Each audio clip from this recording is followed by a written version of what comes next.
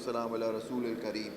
جناب صدر صاحب، سیکرٹری صاحب اور جتنے وکلاء یہاں موجود ہیں، قیادت، حامد خان صاحب، علی احمد کر صاحب، صدور ہائی کورٹ کے، اور سب کو میرا سلام.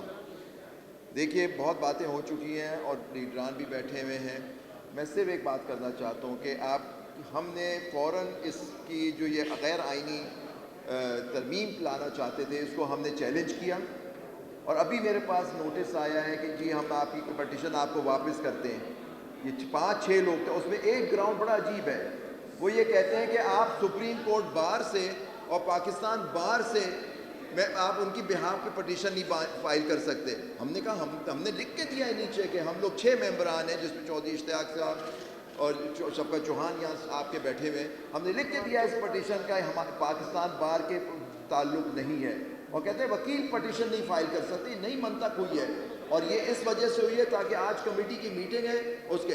لیکن جو ساری باتیں میں نے سنی، ہمیں ماننا پڑے گا. آپ کہیں منہ سے اپنے کہ یہ ترمیم کہاں سے آئی ہے؟ یہ اسٹیبلشمنٹ کی ترمیم ہے. اور جو یہ ہمارے وکلاء لیڈران ہیں، جو کل ایک سیمینار ہوا، اس نے اس کو انڈورس کیا ہے. تو آپ کیا اس سے امید رکھ سکتے ہیں ان لوگوں سے؟ آپ نے کل ان کی شکلیں دیکھی تھی ٹی وی پہ، شکلیں دیکھی تھی. ایسے ہی ہے، جب ہم بچے ہوتے تھے تو کسی جلسے میں ہمیں اسکول سے بھر کے لے جا کے بٹھا دیا جاتا تھا. اس طرح کے لوگوں کو انہوں نے بٹھا کے یہ سارا ڈرامہ رچایا. اور مجھے شرم آئی وکیل ہونے پہ جب ہمارے لا منسٹر صاحب نے کہا کہ ایک فوجی نے آ کے ان سے کہا کہ جی ہمیں کنفرنٹ کیا.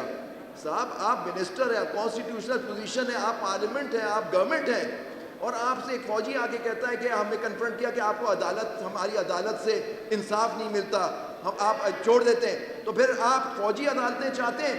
آپ انڈورس کر رہے ہیں فوجی عدالت، تو بنا دو فوجی عدالت. ختم کرو یہ آئین کے ڈھونس جو آپ نے جمائی ہوئی ہے کہ جی فوجی عدالتیں نہیں ہونی چاہیے. اس طرح سے یہ فیڈرل کورٹ جو ہوگا یہ فوجی عدالت ہوگی. میں کہتا ہوں اس کے اندر ججز ہیں. میں آپ کو ایک بات بتاتا چلوں، اس کے پہلے چیف جسٹس یہ فائز عیسیٰ کے نام سن رہے ہیں ہم لوگ، اور 3 لوگ اور بھی ہیں جن کا نام ہمیں بتایا گیا کہ وہ پہلے سے تیار بیٹھے تھے کہ اگلے دن انہوں نے حلف بھی لینا تھا. 2 پاکستان بار کے ممبر ہیں اور ایک صاحب جو ٹی وی پہ آ کے بہت اس کے حق میں بول رہے ہیں. یہ ان کے پہلے ججز بھی سلیکٹ ہو گئے تھے. آپ کو اس کانسپریسی کو روکنا ہے. اگر آپ لوگ نہیں روکیں گے تو، لیکن یہ اس طرح سے نہیں ہوتا. اب عدالت دیکھیں، ہم ہمیشہ باتیں ہو رہی ہیں کہ جی تحریک چلے گی، تحریک میں لوگ آئیں گے، نکلیں آپ لوگ. بھئی خدا را، کورٹ کو بھی تو سوچنا چاہیے کچھ. ججز بھی تو سوچیں، ان کو ختم کیا جا رہا ہے، ان کی طرف سے بھی تو کوئی ریزسٹنس آنی چاہیے. وہ بھی تو آئین کے اندر انہوں نے حق لیا ہے.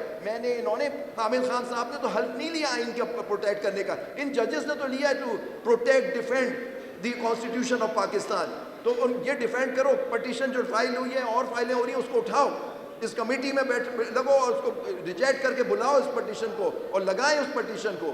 لیکن دیکھیے، اعظم نذیر طارق صاحب نے کل کہا کہ جسٹس منصور علی شاہ چیف جسٹس پاکستان ہوں گے، یا وہ چیف جسٹس ہوں گے. میرا ان سے سوال ہے، کیا وہ چیف جسٹس پاکستان ہوں گے یا چیف جسٹس سپریم کورٹ ہوں گے؟ ایک ہی سپریم کورٹ ہو سکتا ہے یہاں، وہی آئینی عدالت ہے. اور یہ فائز عیسیٰ صاحب نے، جسٹس فائز عیسیٰ نے، چیف جسٹس نے خود یہ پریکٹس اینڈ پروسیجر قانون بنایا، اس کو اپہولڈ کیا.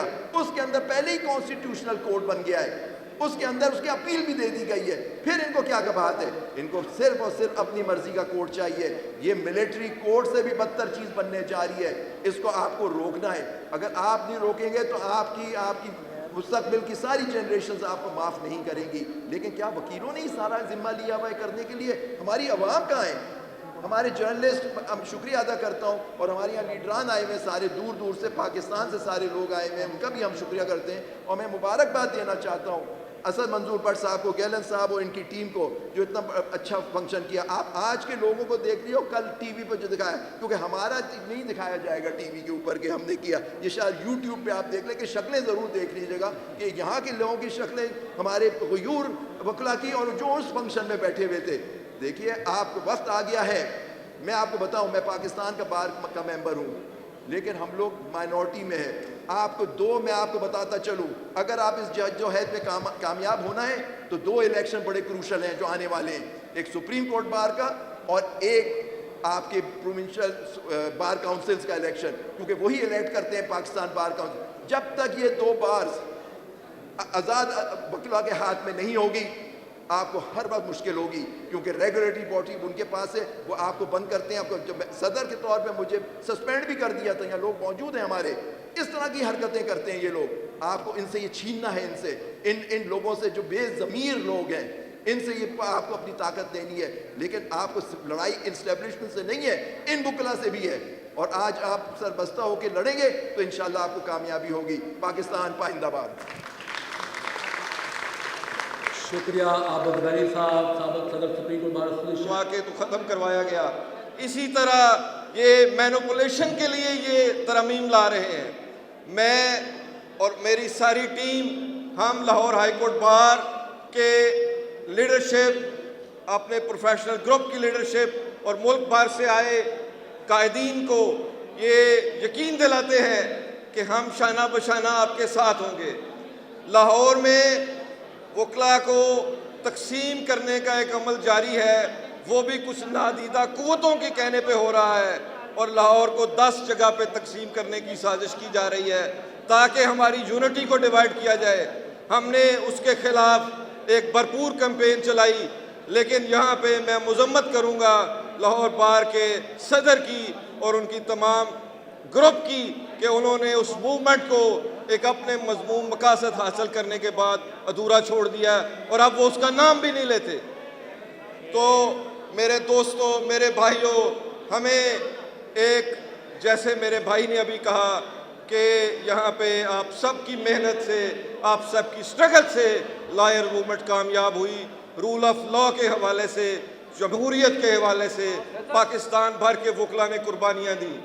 وہ سفر جاری ہے اور وہ منزل اب بہت قریب ہے کہ جب اس ملک میں رول آف لا ہوگا اور جمہوریت بحال ہوگی. اور میں اس کنونشن کے فورم سے یہ وارن کرنا چاہتا ہوں اس ملک میں وردی والوں کو کہ آپ بس کر دیں. آپ نے ایک دفعہ پھر اس ملک میں جمہوریت پہ شب خون مارنے کی کوشش کی ہے. کس طرح رات کے اندھیرے میں آئینی ترامیم پاس ہوتی ہیں. ہمارے لا منسٹر صاحب نے کل وہاں پہ ایک سیمینار کیا اور وہاں پہ اب وہ ترامیم کا کہہ رہے ہیں کہ جی ہمارے پاس ایک خاکہ ہے. جب کوئی ڈرافٹ سامنے ہی نہیں آیا اور پارلیمان سے آپ کو شکست ہو چکی ہے تو اب آپ کس منہ سے وہ ترامیم کا ڈرافٹ پیش کر رہے ہیں. تمام معزز قائدین کو ویلکم بھی کرتے ہیں اور اس عزم کے اعادے کے ساتھ کہ یہ سفر جاری رہے گا، میں آپ تمام دوستوں سے ایک اپیل کرتے ہوئے کہ اپنی یونٹی کو قائم رکھیے اور اس سفر کو جاری رکھیے. بہت شکریہ، بہت مہربانی. بہت شکریہ چودھری مبشر گجر صاحب. میں رانا ضیاء عبدالرحمان صاحب، سابق صدر لاہور ہائی کورٹ بار سے گزارش کرتا ہوں کہ وہ اسٹیج پہ تشریف لے آئیں. جناب علی احمد گل صاحب، اسٹیج آپ کا منتظر ہے، آپ کے بغیر اسٹیج نامکمل ہے، کائنڈلی آپ اسٹیج پہ تشریف لے آئیں.